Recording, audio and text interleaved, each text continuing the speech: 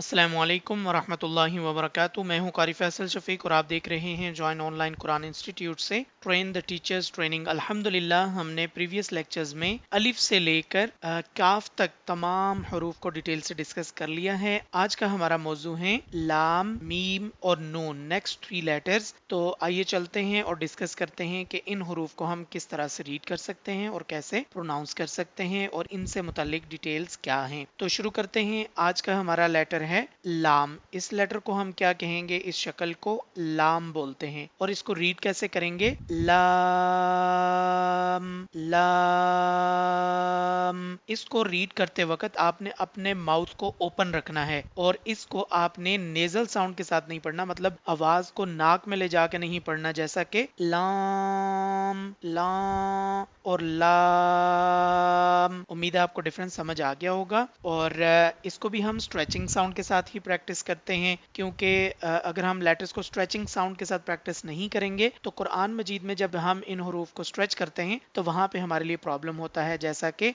अलिफ लाम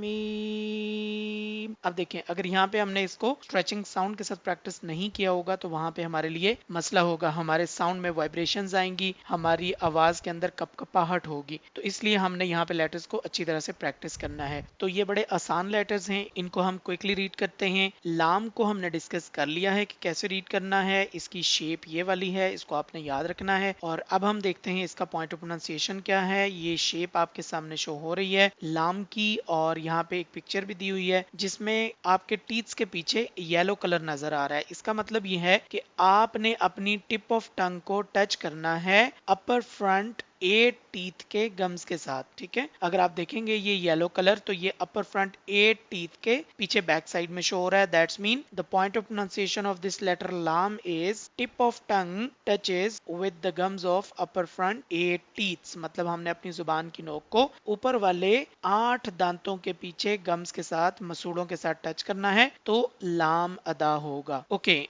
तो इस लेटर के मुतालिक हमारी मालूमात यहाँ पे खत्म होती हैं। अब नेक्स्ट लेटर की तरफ बढ़ते हैं। अगला हर्फ है हमारे पास मीम। अच्छा, इसको हम क्या कहते हैं? मीम। इस शेप को देख लीजिए, और इसको भी हम स्ट्रेचिंग साउंड के साथ रीड करते हैं, जैसा कि मीम मीम।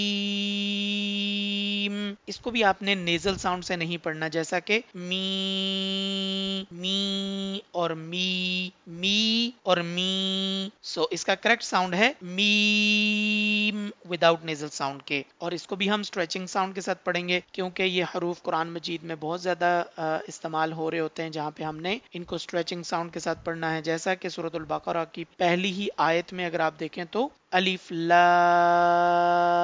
और उसके बाद फिर मीम। इनके ऊपर लॉन्ग मत साइन आता है, तो हम इनको more than 4 second 5 second stretch करके रीड करते हैं। ओके, तो अब हम इसका पॉइंट ऑफ प्रोनाउंसिएशन देख लेते हैं। मीम का पॉइंट ऑफ प्रोनाउंसिएशन क्या है, ये ऑलरेडी हम डिस्कस कर चुके हैं।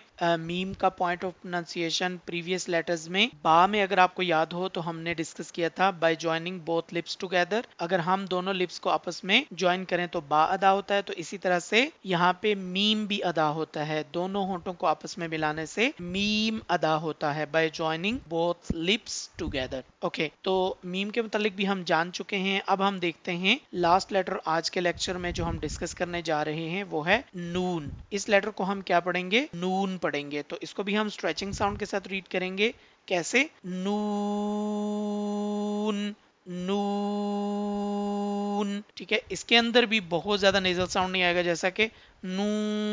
टोटली नाक में आवाज को ले जाके नहीं पढ़ेंगे, दोनों होंठों को मुकम्मल सर्कल शेप में लाकर हम इस लेटर की प्रैक्टिस करेंगे। तो इसका पॉइंट ऑफ प्रोनाउंसिएशन भी अभी हम देखते हैं, लेकिन आपने ख्याल करना है कि इसको हम लंबा करके पढ़ेंगे और विदाउट नेजल साउंड के पढ़ेंगे, जैसा कि नून।